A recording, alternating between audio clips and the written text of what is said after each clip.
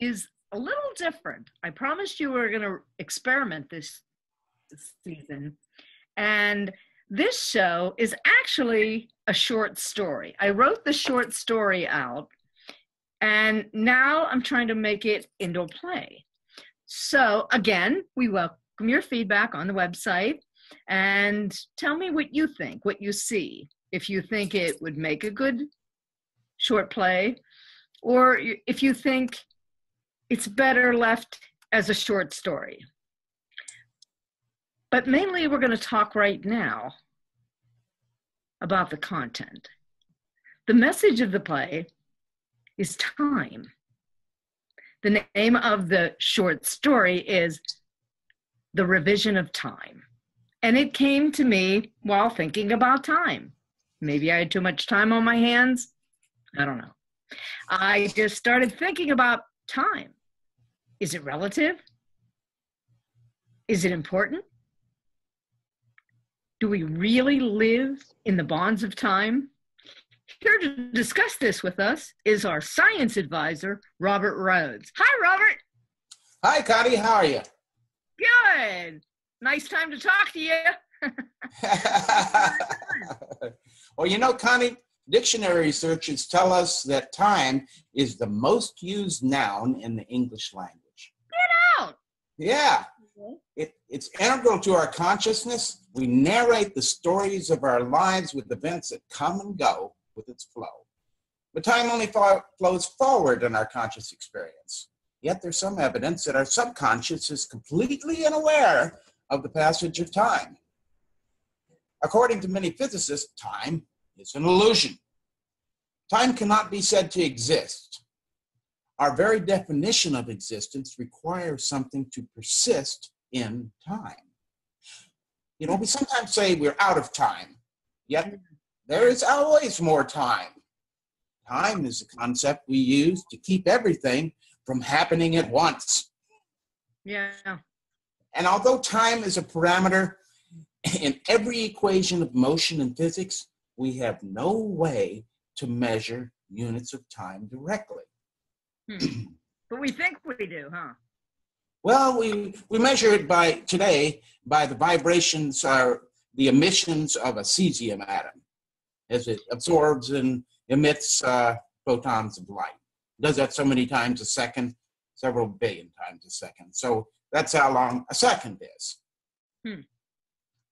So, you know, one natural philosopher proposed recently that time is not physically fundamental, but emerges out of the information codes of quantum mechanics. New idea. In other theories, in other theories, space itself is seen to emerge from the presence of matter. Minkowski's space-time, so prominent in Einstein's theories of general relativity, may emerge from quantum mechanical rules. Now, one question that I've always had, does time always have to be just one dimension? It feels like it's not. I mean, look at dreams. Look in your dreams. You're like all over the place, you know? That's true. And our subconscious doesn't seem to recognize, you know, what time it is.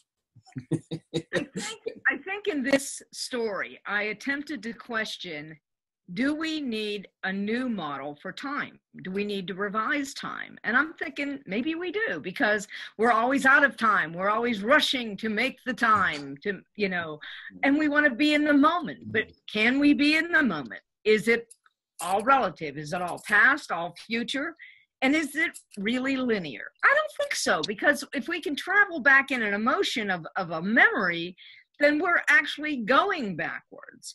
But again, that's still linear. So, you know, I think it's all over the place. I think maybe we do need a new. Well, there's one physicist, Matthew Fisher, who has proposed a new theory that has 2 dimensions of time and 4 dimensions of space. Get out. That's great. What was the name again? Matthew Fisher.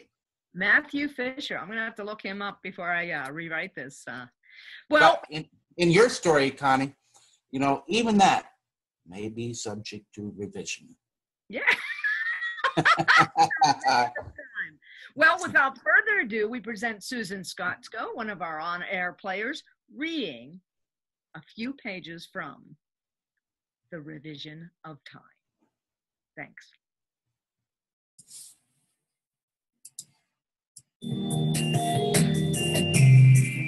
And here she is, one of our best AirPlay players, because they're all best, I shouldn't say that, Susan Skosko.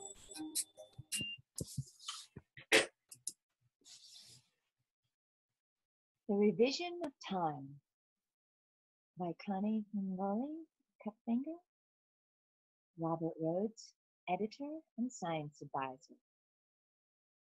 Frank Stallone.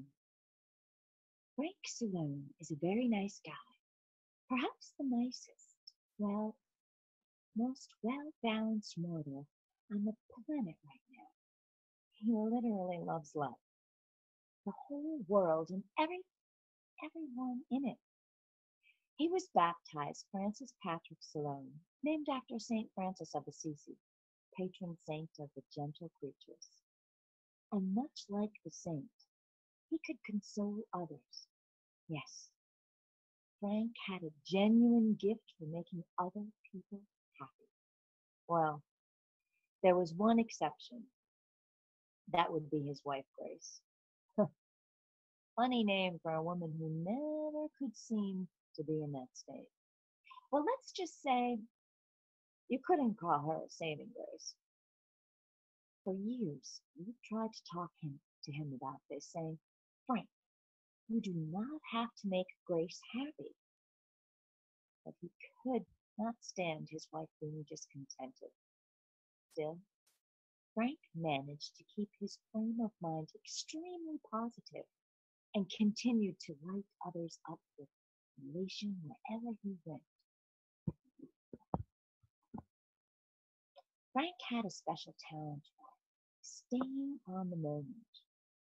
It seems trivial, yet not many mortals can accomplish this task.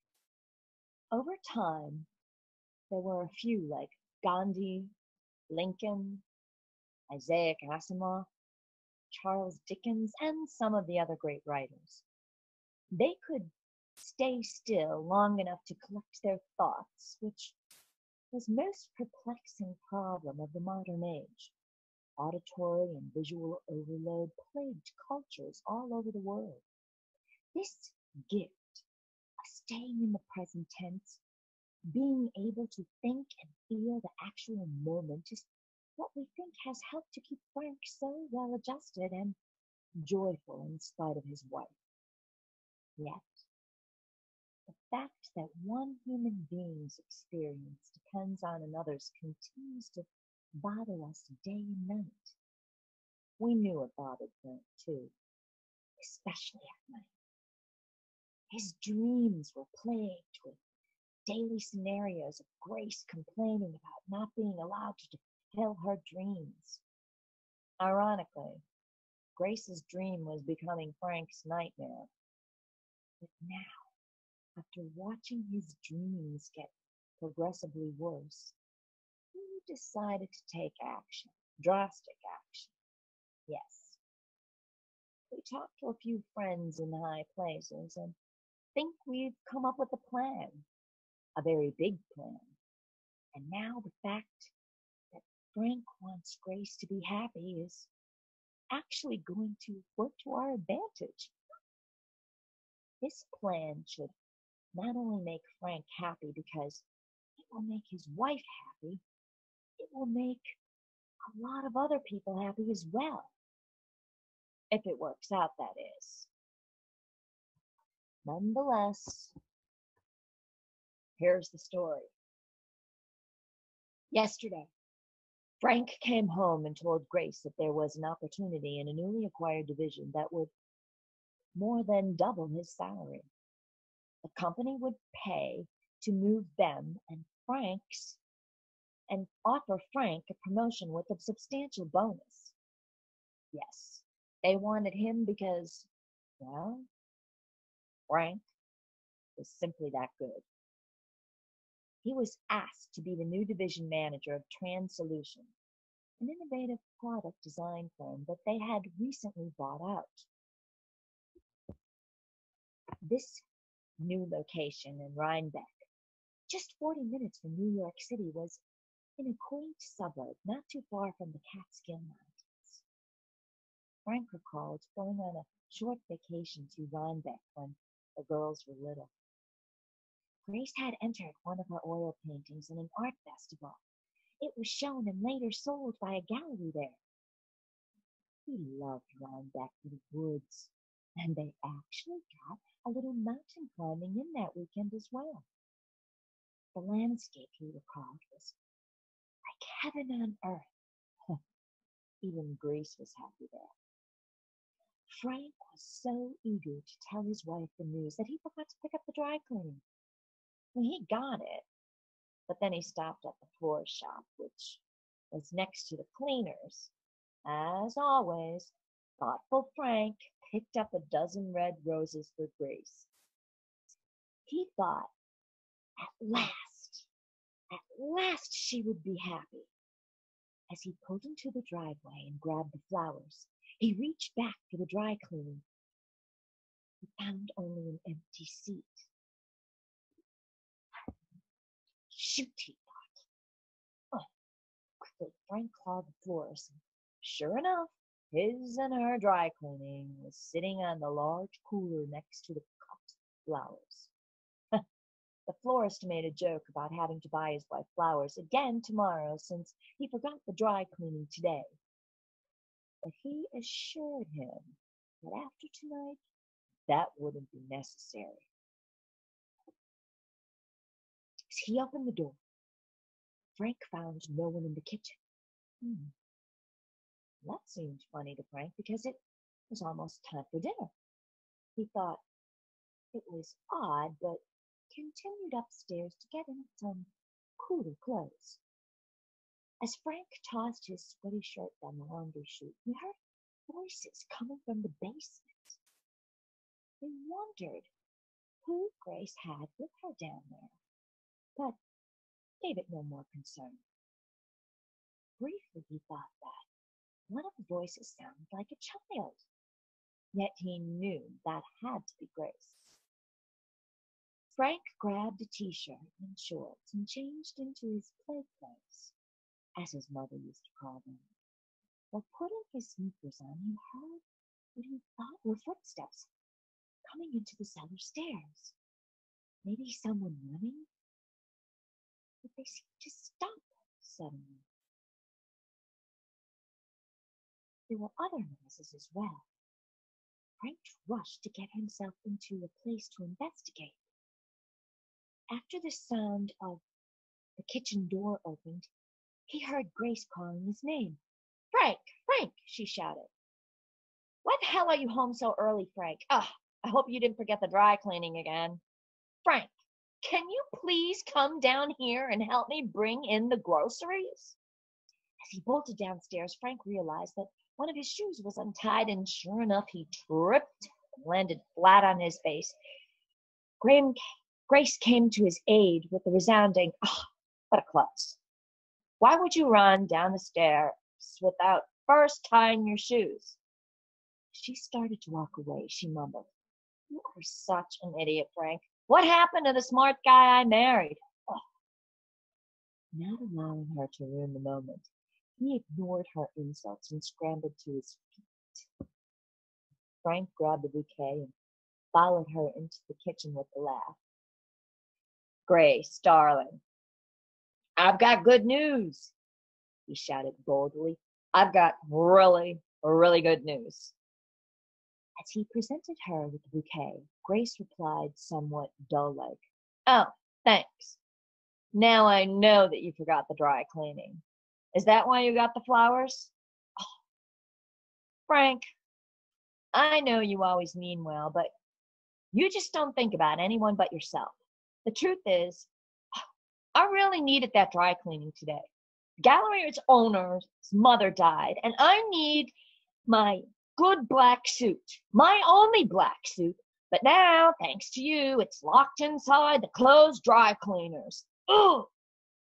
Grace banged around the pots and pans, trying to begrudgingly start some dinner for them. What makes matters even worse is that this funeral is going to be that networking event of the year. I have been trying to get to know so many of these people in my field, and they never give me the time of day. You know how I always wanted someday to open my own gallery, but it's hard to get in touch with these people. Artists are not like engineers, Frank. We are a special breed. If I ever want to open my own gallery, then I have to meet these people. My boss, Sylvia, hoards them. She knows how it works. She never lets me do anything except hang the paintings, sweep the carpets. Frank sat quietly on the couch. He knew Grace was starting into a rant. Frank, do you have any idea how sickening it is to go into a job that you hate every day? I know you think I'm complaining, but this job is killing me. I have a degree. Sylvia doesn't. Sylvia pays me crap wages, gets all the glory, and I do all the work. I want to paint again, Frank. I want to show my work. When you met me, I was an artist. Now I'm just a carpet sweeper, just a glorified housekeeper for a manipulative boss who knows nothing about art. The silence was savory, but Frank couldn't wait to rescue Grace from her despair. He thought, I have the news that will make her happy. Finally! Frank stood up and tried to console his wife. I'm sorry about Sylvia's mother. Do you want me to go with you? When is the funeral? We can go out and get you a new black suit tonight. Grace sat down. Oh, who cares, really? I don't have anything to wear. I'm not going. She's laid out tonight and will be buried tomorrow already. They are not expecting many relatives because she was 93. Damn it, Frank. Why did you have to forget my suit? Tonight's the night. Grace started to sob. I just got that suit. I look perfect in it. Hides my middle-age spread, and it's the perfect length. Oh, even the kids say I look good in it. Frank knelt beside Grace and began to unveil his news as he wiped the tears away from her cheek. Grace, honey, I got some news today about my job. Grace snapped. Wait, what? Frank tried to continue to talk to Grace, but Grace continued. You got fired, huh? I knew you'd get fired sooner or later. Everyone is getting fired these days. Well, how bad is it? Oh, how long do we have? Any compensation package? Those greedy bastards. Smiling, Frank replied. Grace, honey, don't think like that. This is good news. Good? Yes. I got offered a big promotion in Rhinebeck. Wait. Rhinebeck? As in New York? Yes. A promotion with a significant pay increase. Get out! Grace stood beaming with ecstasy. Rhinebeck, New York? That whole town is nothing but galleries. That's where I sold my first oil painting. My only sale. Oh, it's so close to New York City. And oh my God, Frank, I can open my own gallery now. Frank nodded and then immediately embraced her. Sorry about the dry cleaning, Grace.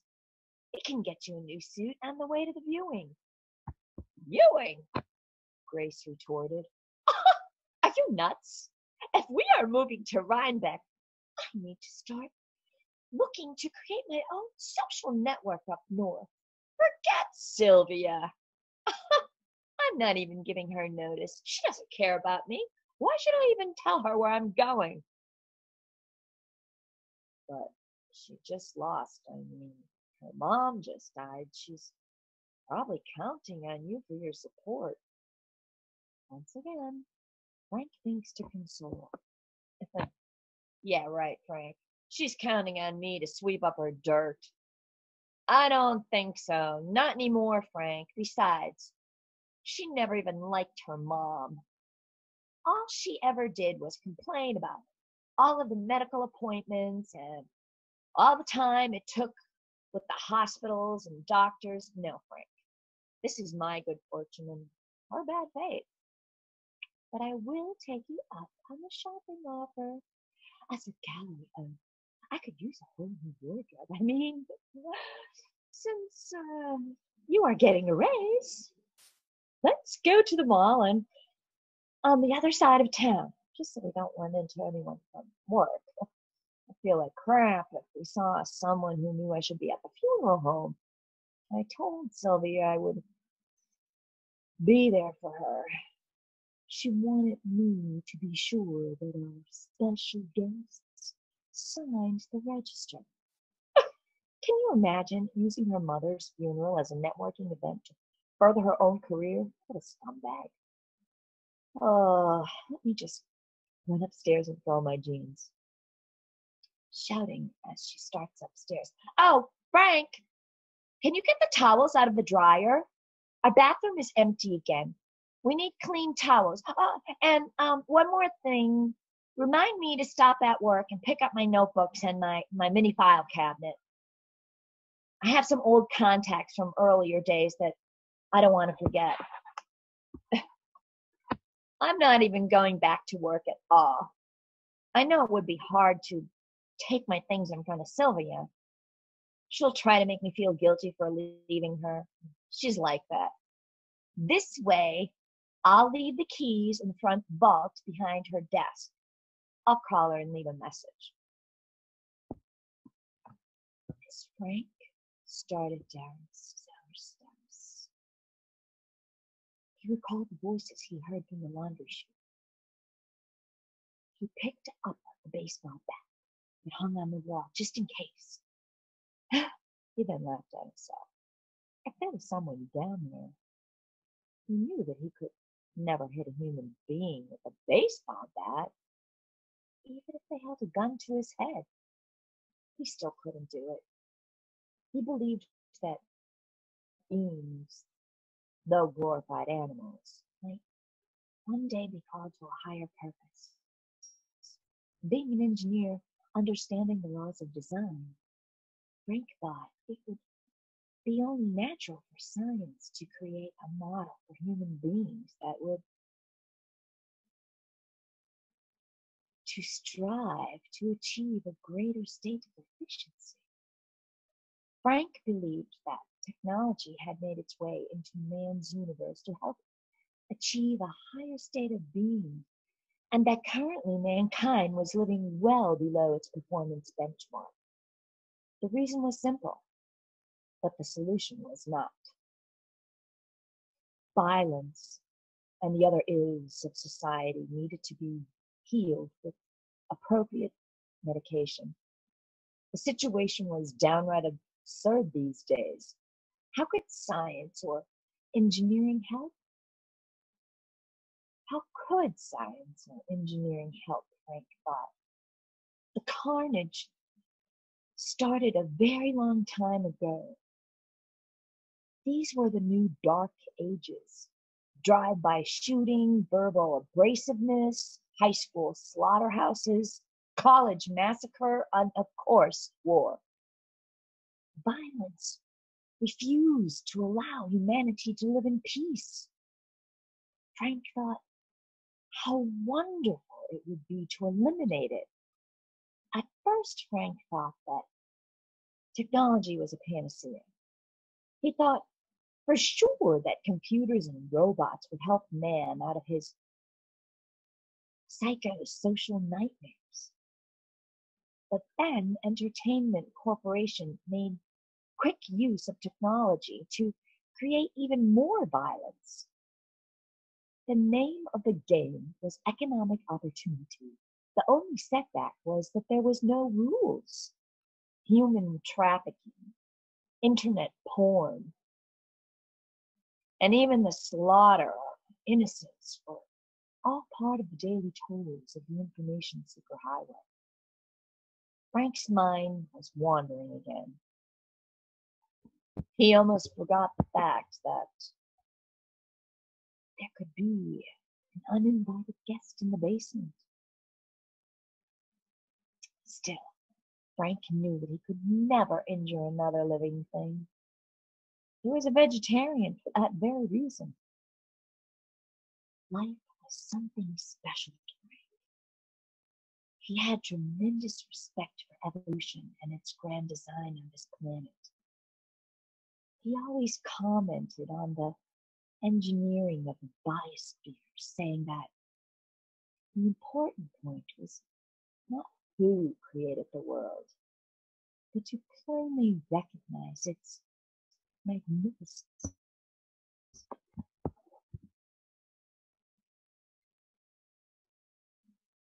In the basement, Frank looked around.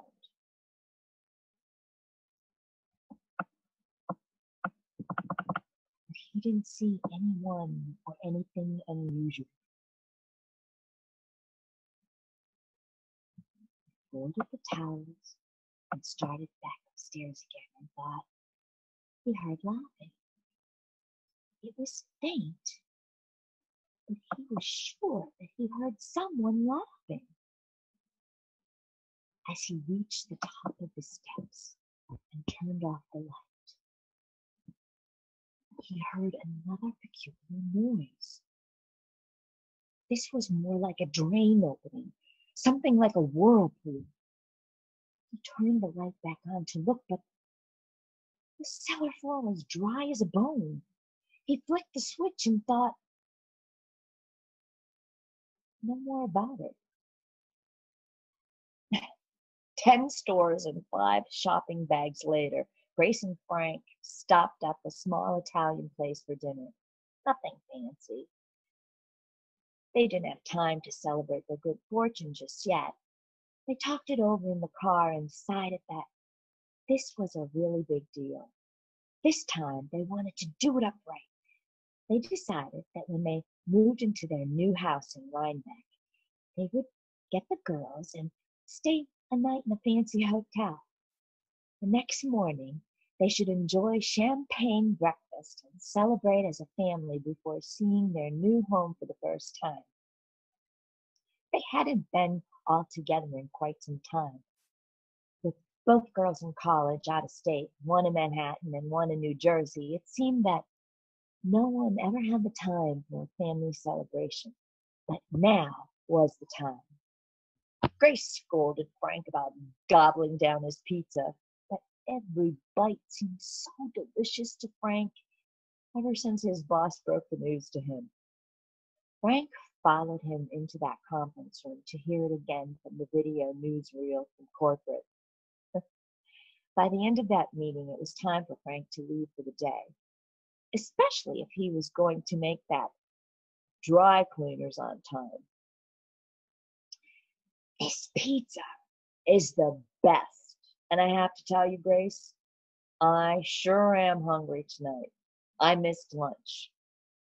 When I first got the news this morning, I couldn't figure it out. I thought they were telling me to go for an interview for the position. But then it was like they already knew me. My boss insisted that I meet the big guys. So we had this conference call, but the video wasn't working too well. I couldn't see them. The visual was nothing but static, but the audio was perfectly clear. You mean they want you sight unseen? Grace chuckled. Maybe you should get a new wardrobe too, Frank, she remarked. After all, you're moving up in the world. I'll help you get your new style together, Frank. Yes. I could use some new clothes, I guess. Possibly a new suit, I imagine, but I haven't bought new clothes in some time. Then he added, yes, we engineers are a breed apart, unlike you artists. We usually aren't affected by new trends and fashion, we look beyond the surface. We see the size of the mind, not the size of the man. Grace laughed. You still wear the same suit you bought for your first job interview after college, which was 32 years ago. I still fit into it, Frank smiled proudly. Besides, these folks are quite progressive. I doubt they even wear suits up there in the mountains. Maybe just a lot of comp sci geeks and computer freaks with long hair. Style. That's always the name of the game. It never goes out of fashion. Grace came back at him like a tiger on its prey. Frank, you need to take care of yourself. Image now. I am sure this promotion, your new boss is going to expect a total package. Grace reached for his hand. Suddenly her voice took on a very sweet tone, a tone Frank hadn't heard for years. Don't worry, sweetie. I'll take care of you getting all prettied up. It's my specialty. Thanks, Grace. Frank gently kissed her hand. I love you, Gracie. Frank, honey, I know that I've been miserable for at least the last 10 years. And I sincerely, truly apologize. Once we started raising our family, it was as if my dream of being an artist went out the window. Suddenly, the whole point to my existence became to make enough money to make other people's dreams come true. When I turned 40, I started questioning my desire. When I hit 45, I started to despair. And then when I hit 50 last year, my despondency had slowly boiled down to bitterness. This was the taste that I had in my mouth every day that I went into that gallery. I watched Sylvie promote young artists. She fawned over these young artists that had zero talent. She knew I was a painter. She knew I had aspirations. I had always been upfront with her about my own work and why I applied there in the first place. I helped her open the gallery. I dropped hints left and right almost daily. As time went on, I was more blatant. I brought my work to show her, but it sat in her office and she wouldn't even mention it. She was always so vocal about me helping her. You know, the countless hours I spent helping her develop that place. I just figured it was my ticket into the art world. I believe that you need to have contacts to get ahead in my field. You need to network. You have to depend on the kindness of strangers. And I believe that when you help someone, they should help you back. Well, Frank, I thought that just doesn't work that way with Sylvia. Nope, not that way at all. Frank noticed that Grace's eyes were visibly red and welling up with her tears. Oh, Grace, what's the matter, honey? What happened? After a quick sip of coffee, Grace returned to her story. After my 50th birthday, I decided that since the girls were both away at school, that I should really try to develop my work. I thought that there was nothing stopping me from becoming successful, except myself. I recalled a studio professor once telling us that there were 3 ways to accomplish things: get help, give help, or do it yourself.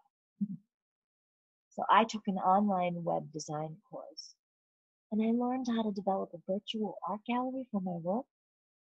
I was actually very pleased with it, and So I sent it to Sylvia, asking her if I could link it with the main gallery site.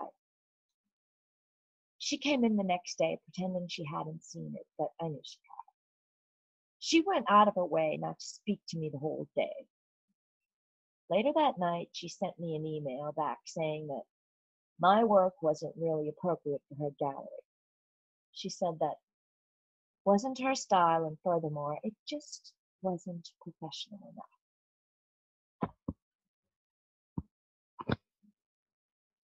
Grace started to sob heavily now. Sylvia actually had the nerve to say that my artwork, although clever, really lacks a statement because it is sophomoric and superficial. Frank tugged his wife as tight as he could. Oh, honey, I am so sorry. Why didn't you tell me that was what she was doing this to you? People can be so cruel. You often wonder what people are thinking. They feel as though they have the right to step on other people just to get ahead. Well, I don't think that's what Darwin, actually Herbert Spencer meant by survival of the fittest. Look, Gracie, all of that crap you put up with is now nothing more than prep work. Now you know how to run your own gallery, and you'll be in a place where people will appreciate you and your artwork once and for all. Grace poured her heart out over cheesecake, and somehow Frank got her to laugh through her tears. She shared 1,000 stories about Sylvia, about how she managed to build a powerful image of truthful aesthetics for her gallery. She just couldn't let anyone show there, which was always what made Grace feel like a nobody. And that's page 5.